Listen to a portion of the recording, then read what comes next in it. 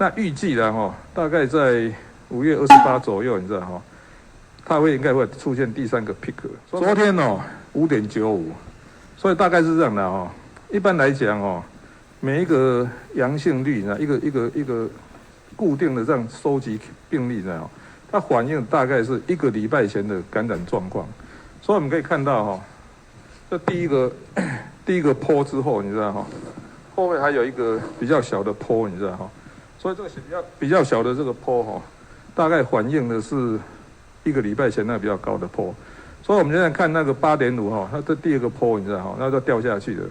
那预计啦大概在5月28左右，你知道它应该会出现第3个 peak。所以我们来看看每一次的波是不是越来越小。它这波呢，就是说这一批感染的人它反映的是会反映出下一个礼拜那个出现的感染的人。所以大概一个波大概看起来现在是大概因为潜伏期2到7天了，所以反映大概就是6天左右，大概6天左右 peak。所以我们现在观察大概我们预计的在5月28观察那个 peak 会不会是不是每一个波那波峰越来越往下降。如果这样的话，就表示我们的防疫有成功了。那最近也因为这个那个病人收治的病人越来越多，你知道我们也是希望一样需要招募人力了所以有那种柜台啦、房务啦、订房、客房人员就可以来。我们这有 QR code 的，你知道如果你可以来帮忙，你知道我们这个一样有薪水的了那是按照这个，特别是我们前14天，你知道来第一天你来上班是你只要一报到，你知道来上班第一天一定先跟你打疫苗。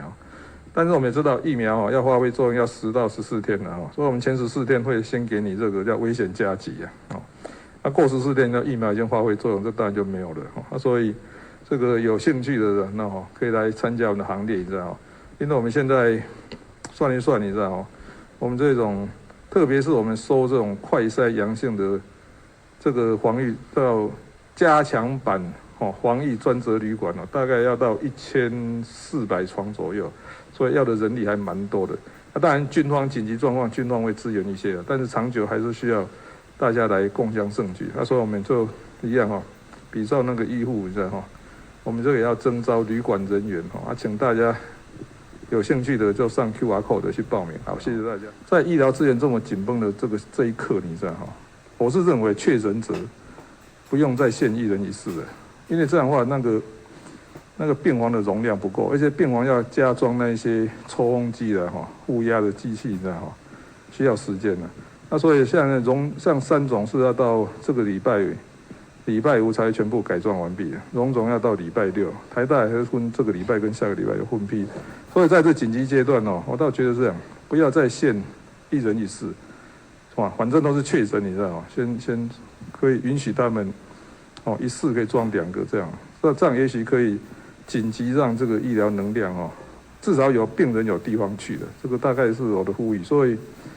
以这个病房的改造会尽快执行。那这个医疗人员的打疫苗，这个我们会尽快，